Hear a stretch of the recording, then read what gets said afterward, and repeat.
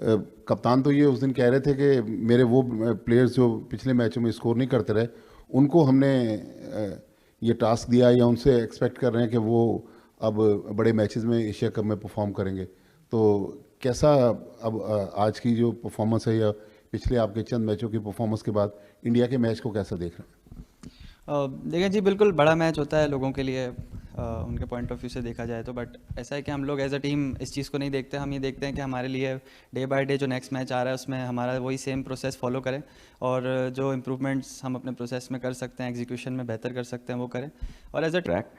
Is there a chance of any tweak in the lineup, or good to go with the same team? And also a question about the batting order 3 to 7. What kind of tweaks can we expect? Yeah, I don't think we gleaned too much information from that first game, and even from the other games at the stadium so far, there hasn't been too much to take away from it.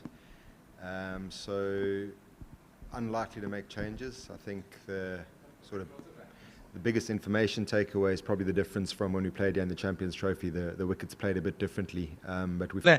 Unprecedented times हैं, तो unprecedented चीजें ही आपको देखने को मिलेंगी जिंदगी में। जब आप पैदा होते हैं तो शायद आपने कभी ये नहीं सोचा होता है कि हम हिस्ट्री बदलते हुए देखेंगे, हम हिस्ट्री का हिस्सा होंगे। अगर आप बोलें कि आज 13 सितंबर और कल 14 सितंबर इंडिया पाकिस्तान का मुकाबला है एशिया कप में, और आज अपने आप को 3 महीने अगर पीछे हम रिवाइंड करके चले जाएं, तो रायन डिस्कॉटे ने भी ये बात को रिफ्लेक्ट किया। हम भी ये बात जानते हैं, आप भी ये बात समझते हैं, और हम कोई पत्थर के नीचे तो रह नहीं रहे, इसी दुनिया में रह रहे हैं, और हमको पता है कि हमारे इर्द गिर्द क्या चल रहा है।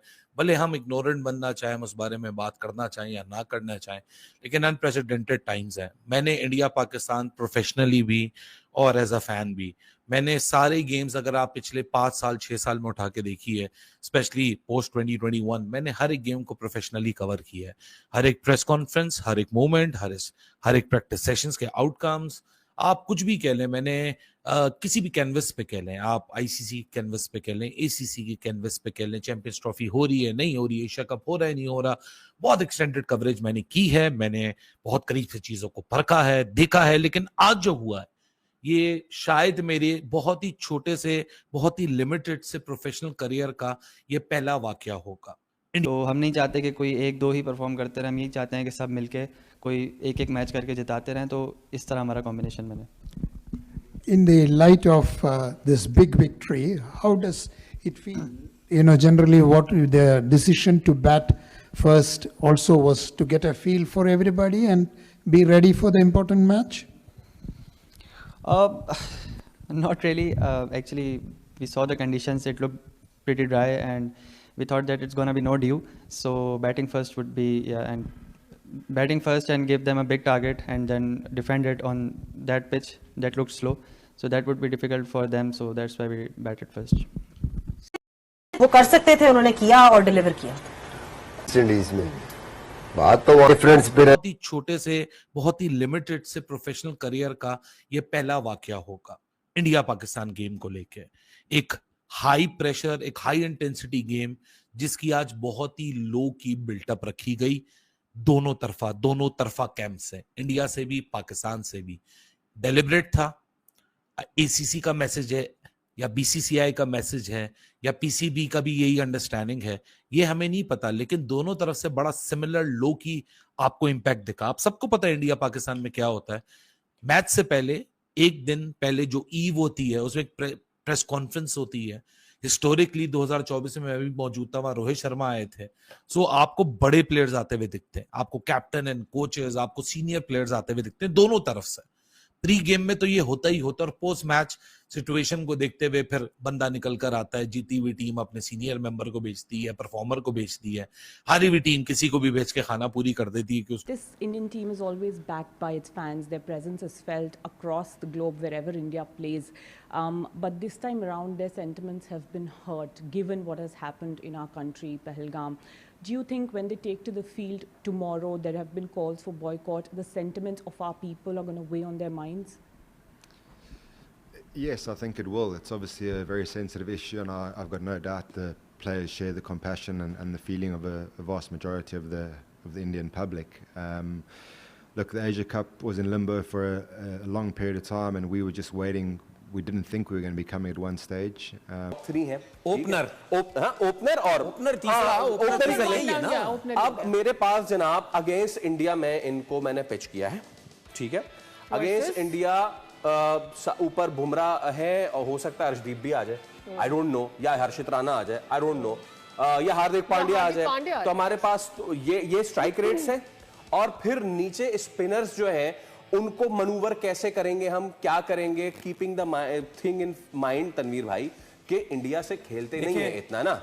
देखिए तो हमारे पास कौन सी बेस्ट बैट है भाई उन स्पिनर्स के खिलाफ? भाई मेरे हिसाब से ना अब ये इस किस्म की बातें जायज तो नहीं है ना, नहीं करनी चाहिए ना, हमें नहीं करनी चाहिए भाई। हमारे लोगों ने खुद ही सपोर्ट किया ना इन लोगों को कि यार ये स्ट्राइक रेट।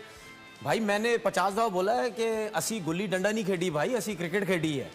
हमेशा डेंजरस प्लेयर वो होता है जिसका स्ट्राइक रेट 130 135 का हो और उसकी एवरेज कम से कम 30 या उससे ऊपर की हो, वो डेंजरस प्लेयर होता है। आप जिनकी बात कर रहे हो, जिन दो को आपने बाहर किया, एक की 47 की एवरेज एज अ ओपनर, एक की 41 की average as a opener. Strategy थी वो शारजा के लिए थी कि यहाँ पे थी, क्योंकि इंडिया के खिलाफ, इंडिया की बैटिंग के खिलाफ Faheem Ashraf as a second pacer, आपको लगता है कि वो बहुत ज़्यादा रिस्की स्ट्रेटजी नहीं होगी, या उस बारे में अगर आप कुछ कहना चाहें तो? Thank you.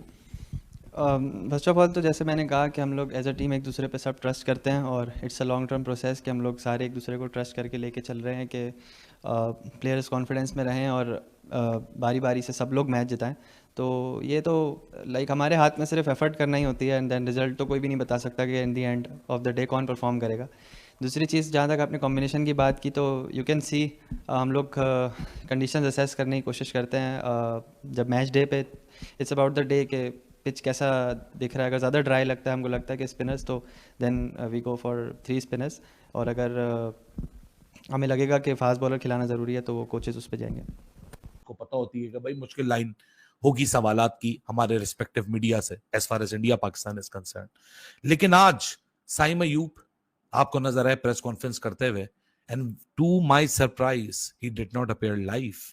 Pakistan cricket board, शायद मेरे पास इंफॉर्मेशन नहीं है क्योंकि मैं वहां मौजूद नहीं हूं, लेकिन by the look of it and by the line of questioning, कल रात को मुझे लगता है प्रेस कॉन्फ्रेंस रिकॉर्ड कर ली गई, क्योंकि लेट नाइट फिनिश था। कल मोहम्मद हारिस आए थे प्रेस कॉन्फ्रेंस में, कल जो पाकिस्तान ने ओमान के खिलाफ गेम खेला है उसके बाद। सो मुझे ऐसा लगा, क्योंकि लाइन ऑफ क्वेश्चनिंग में ये था कि बैटिंग क्यों आज चुन ली, ये क्यों कर ली। सो पाकिस्तान ओमान के गेम की भी रिफ्लेक्शन थी, पर्सनल परफॉर्मेंसेस के भी सवालात थे। सो लग ऐसा रहा था कि कल रात को कर ली, क्योंकि एसीसी की यूट्यूब के ऊपर, यानी एशियन क्रिकेट काउंसिल के ऊपर, सिर्फ रायन टेन डिस्कॉटे लाइव आए हैं। साइम अयूब की जो प्रेस कॉन्फ्रेंस है 7 मिनट की, टू द पॉइंट सवाल, टू द पॉइंट जवाब, बुमराह को फेस करेंगे, excitement, this and that, period.